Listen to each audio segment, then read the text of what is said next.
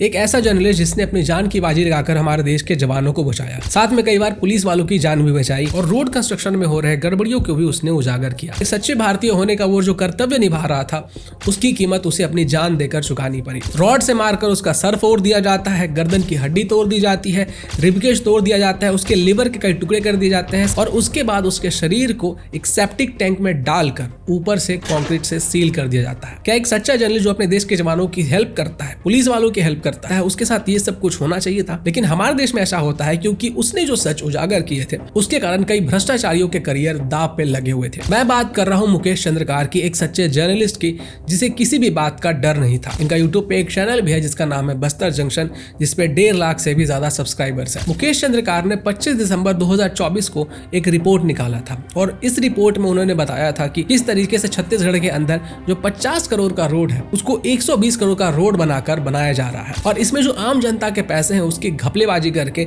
अपनी जेब भरी जा रही है। अब इस सड़क को बनाने का जिसको कॉन्ट्रैक्ट मिला था उसका नाम था सुरेश चंद्रकार और ये जो सुरेश चंद्रकार है ये इस पूरे मामले का प्राइम अक्यूज्ड है। ये जो कॉन्ट्रैक्टर है सुरेश, इसके लिंक कांग्रेस तक जाते हैं और ये कांग्रेस के लीडर्स के साथ उठता बैठता था और कहीं ना कहीं ये कांग्रेस का नेता भी था। सुरेश चंद्रकार पहले बहुत गरीब था, ये 1500 रुपए की नौकरी करता था।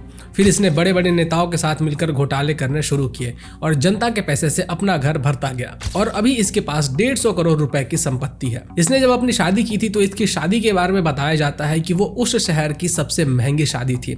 इसने अपनी दुल्हन को पर्सनल हेलीकॉप्टर में लाया था। इसके साथ साथ इसको महाराष्ट्र इलेक्शंस में कांग्रेस पार्टी ने नवापुर विधानसभा से ऑब्जर्वर भी बनाया था। इस सुरेश चंद्रकार को पहले बस्तर के 3 जिलों का प्रभारी भी बनाया गया था और ये छत्तीसगढ़ के कांग्रेस शेड्यूल्ड कास्ट सेल का उपाध्यक्ष भी है। अब जो तीसरा और चौथा व्यक्ति है रितेश चंद्रकार और महेंद्र राम टेके, ये दोनों मुकेश के साथ डिनर कर रहे थे और उस समय किसी बात को लेकर नोकझोंक होती है जो कि एक बहाना होगा मुकेश को मारने के लिए।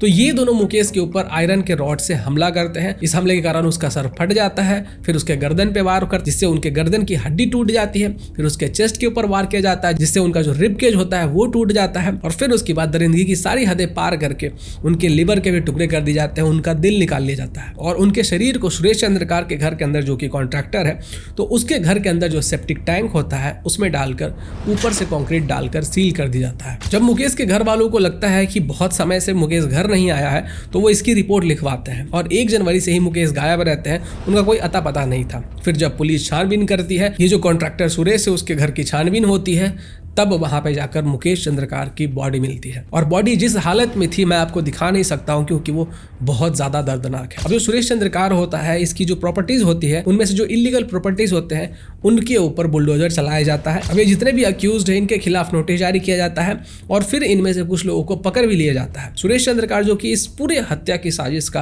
प्राइम अक्यूज है, ये फरार चल रहा था लेकिन ये हैदराबाद में पकड़ा जाता है जहाँ पे इसे अरेस्ट कर लिया जाता है। अब जो दूसरा बंदा है रितेश चंद्रकार जो कि सुरेश चंद्रकार का भाई है, वो पकड़ा जाता है रायपुर के एयरपोर्ट से। ये जो सुरेश चंद्रकार है इसके 4 बैंक अकाउंट्स मिले हैं जिनको कि फिलहाल फ्रीज कर दिया गया है। अब जो मुकेश थे जिनकी हत्या कर दी गई वो जर्नलिज्म की पढ़ाई करने से पहले एक बाइक मैकेनिक थे और बाइक मैकेनिक होने के बाद ही इन्होंने जर्नलिज्म की पढ़ाई की। फिर उन्होंने अपना जर्नलिज्म का करियर शुरू किया और अपना इनका यूट्यूब चैनल भी था। इन्होंने कई बार पुलिस की हेल्प की है, उनकी जान बचाई है, साथ में हमारे जो देश के जवान है उनकी भी जान बचाई, जैसे 2012 में, 2013 में, 2021 में। 2021 में तो इन्होंने नक्सलों के साथ बार्गेन करके एक कोबरा कमांडो राकेश्वर सिंह की जान बचाई थी। तो मुकेश चंद्रकार के लिए आवाज उठाइए ताकि उन्हें जस्टिस मिल सके और जितने भी जर्नलिस्ट है जो कि सच्चाई को बाहर लाते हैं वो बेखौफ होकर रिपोर्टिंग कर सके।